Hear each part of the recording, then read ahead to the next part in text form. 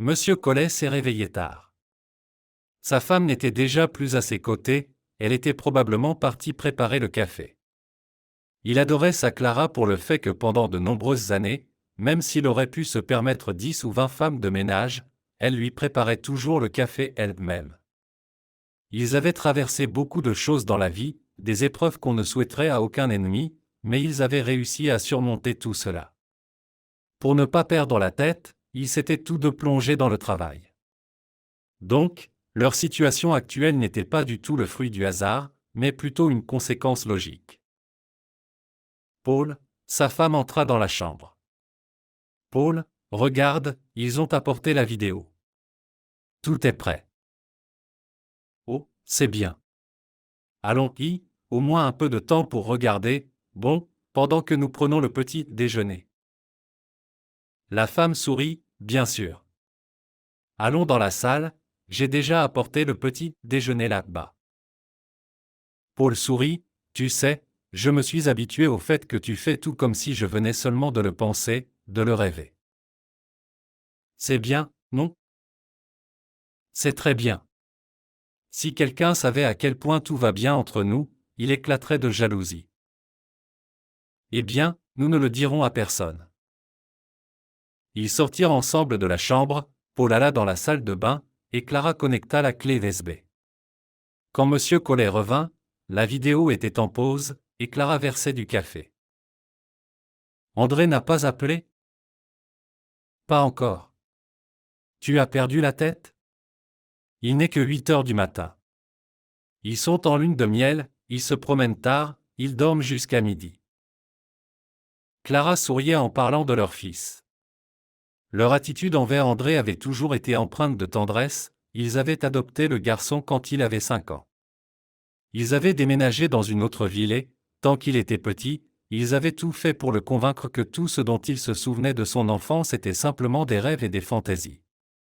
André les croyait, puis il avait complètement cessé de se souvenir du passé.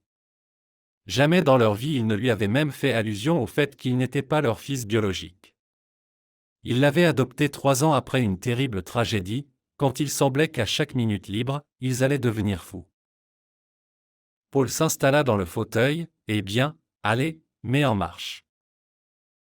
Clara appuya sur le bouton et prit une tasse de café dans ses mains. André avait choisi une fille très simple, ses parents étaient décédés depuis longtemps et sa famille, apparemment, était en difficulté. Mais Inès a grandi et est devenue une fille merveilleuse. Bien sûr, au début, ils avaient été méfiants à son égard. Les chasseurs d'argent jouaient très habilement leur rôle. Et ils ont réalisé que Inès ne se rendait même pas compte de leur richesse. Elle se doutait que les parents de André étaient très riches. Mais ses connaissances se limitaient à ce mot trait. Clara était tout simplement enchantée par la fille.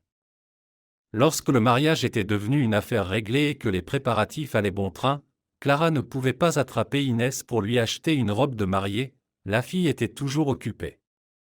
Un jour, Clara n'a pas pu résister et a commencé à parler à son fils. « André, bon sang, qu'est-ce que c'est que ça? Il ne reste plus beaucoup de temps avant le mariage, tout va bien, mais nous n'avons toujours pas acheté de robe à Inès. À quoi est-elle constamment occupée? Maman, ce que je ne t'ai pas dit? Inès fait des petits boulots après le travail. Tu l'as dit, mais je pensais que c'était du passé.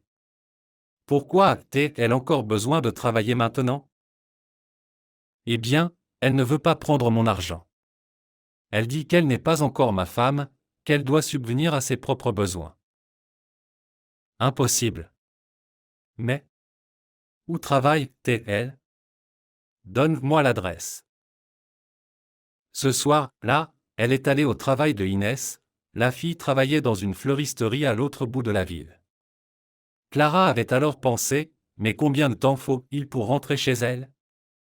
Elle et Paul avaient insisté pour que Inès emménage dans leur appartement, qui restait de toute façon inutilisé. Inès se leva pour accueillir sa future belle-mère. « Bonjour, Madame Collet. Est-ce qu'il y a un problème? » Bien sûr. Je n'arrive pas à te joindre pour aller acheter la robe de mariée. Il n'est pas nécessaire d'acheter quoi que ce soit, je vais m'en occuper moi-même. Que veux-tu dire par moi-même? Clara fut même un peu déconcertée. Tu réalises au moins combien coûte une belle robe de mariée? Oui, je le sais, sourit la jeune fille. Ne vous inquiétez pas, j'en achèterai une belle. Je ne travaille pas 3 fois par semaine maintenant, je travaille tous les jours. Tous les jours? Et les études? Eh bien, je n'ai cours que le soir. Clara était désemparée. Comment fais-tu pour te rendre constamment d'ici à là-bas? Eh bien, parfois André me conduit. Et le plus souvent. Ne soyez pas offensés, je passe la nuit ici. Clara réfléchit un peu, puis se leva résolument. Non, ma chère, ça ne va pas du tout.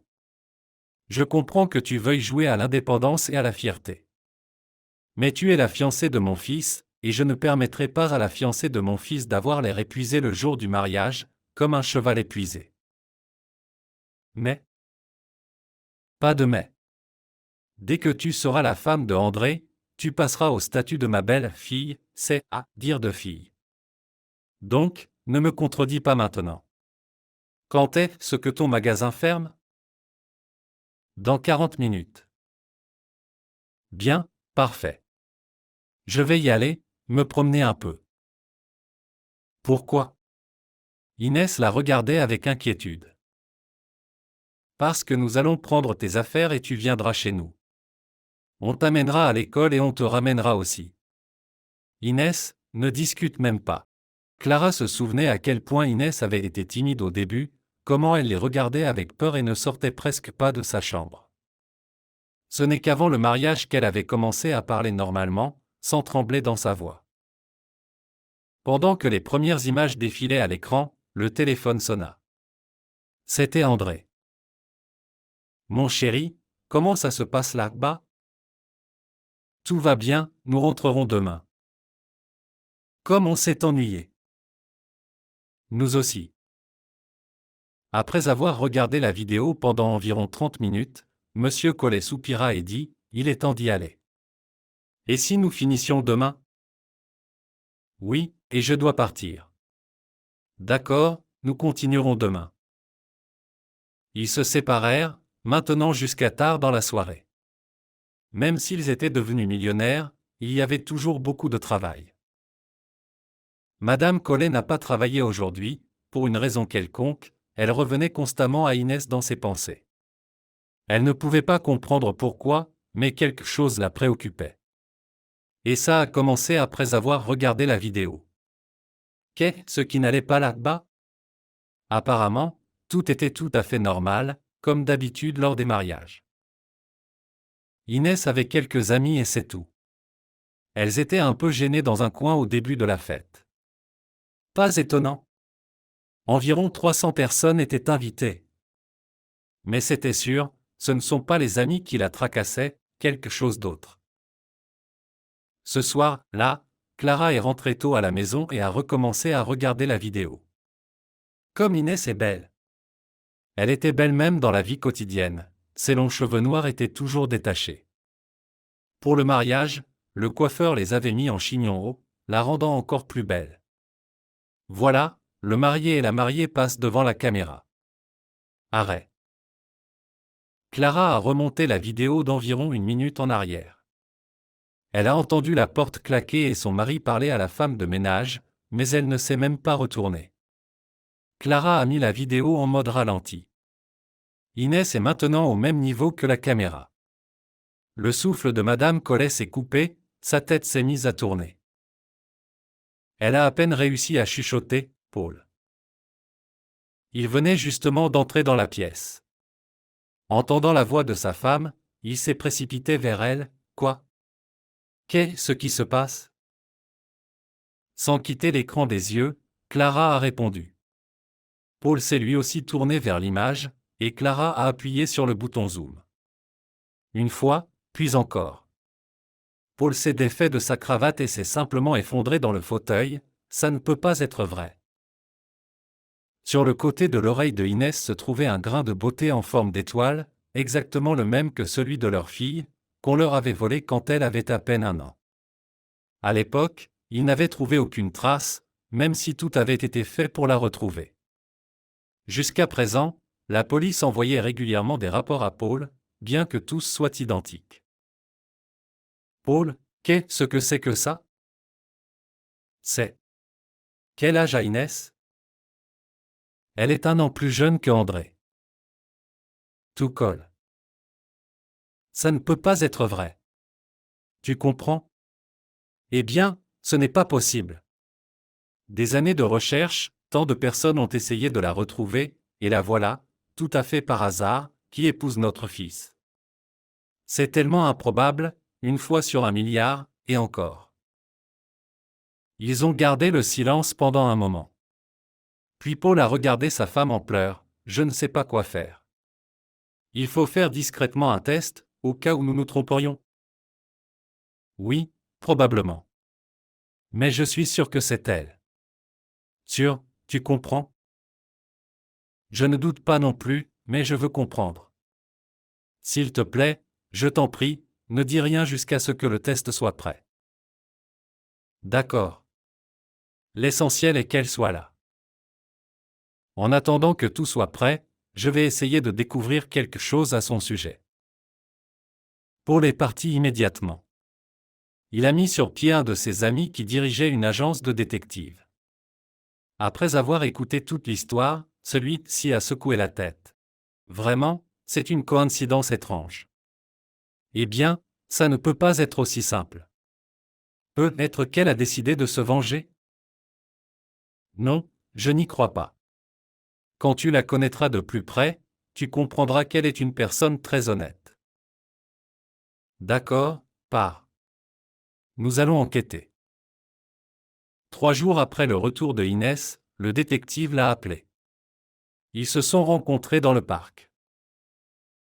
Votre future belle-sœur a des liens très étroits avec le responsable de la partie de l'Institut, ils ont quelque chose en commun. Pour le moment, je ne peux pas comprendre quoi. Amour? Je ne dirais pas ça. Soit elle le craint, soit elle a une relation de parenté avec lui. Elle est sous son influence. Et qui est-il? Nous sommes en train de nous pencher là-dessus. Il est étranger, pas de cette ville. Oui, et son nom semble différent. Le lendemain, l'ami a appelé lui-même, je suis prêt à tout te raconter. Je devrais t'envoyer les informations ou venir chez toi. Viens, la voix de Paul était fatiguée. Nous avons obtenu les résultats du test, Inès est en réalité la fille de Clara et moi. Je n'ai rien dit pour l'instant, je ne sais pas comment. Paul est allé frapper à la porte de la chambre des jeunes, je vous demande de descendre, il y a une conversation très importante.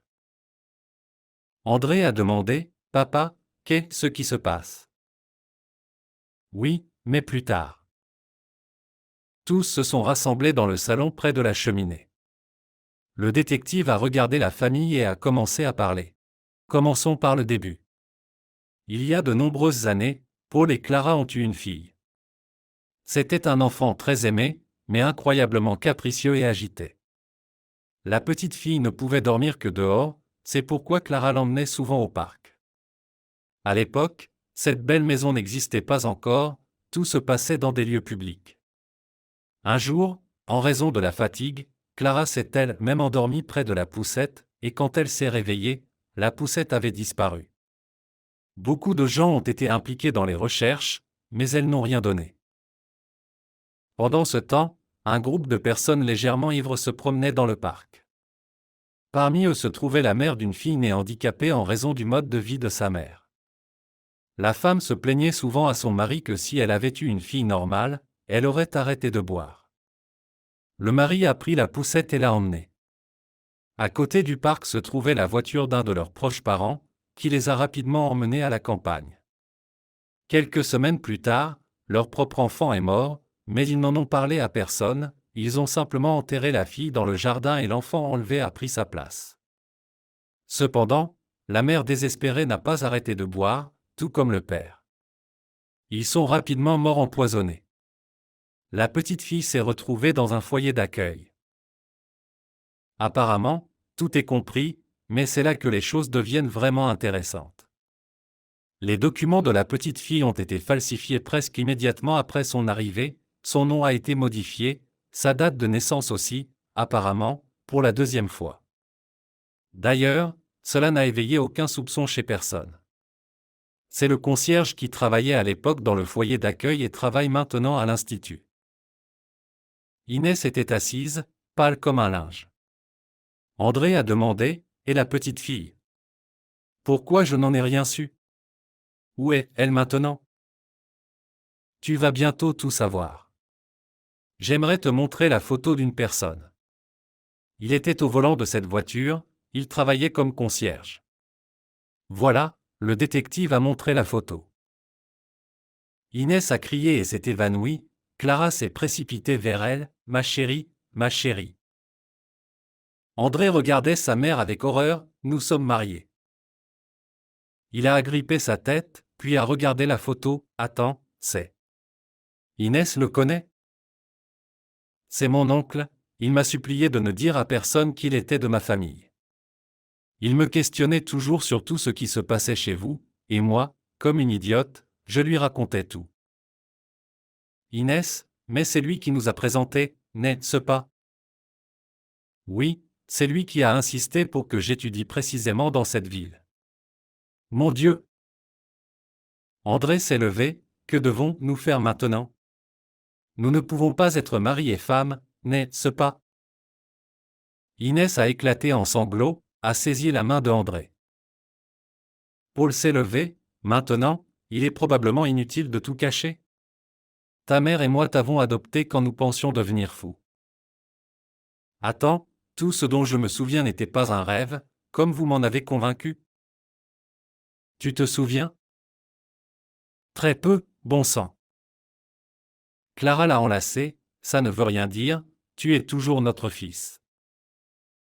Ce soir-là, ils ont passé beaucoup de temps à discuter, se souvenir et décider de la suite des événements. Pendant la nuit, la police a appelé pour informer qu'on avait arrêté l'oncle, le soi-disant oncle de Inès, et ils ont demandé de venir témoigner le matin. Paul s'est levé, c'est bon, tout le monde au lit. Vous savez, maintenant tout va bien, la fille est à la maison, le fils est à la maison, et tout le monde sera toujours là ensemble. Et nous réglerons les formalités. Pensez-y, ce ne sont que des papiers que personne ne regarde. Ils se sont tous embrassés et sont restés ainsi quelques minutes. Inès était serrée contre Clara et ne pouvait retenir ses larmes, et Clara non plus. Eh bien, ce n'est pas grave, maintenant elle pourra étreindre sa fille autant qu'elle le voudra.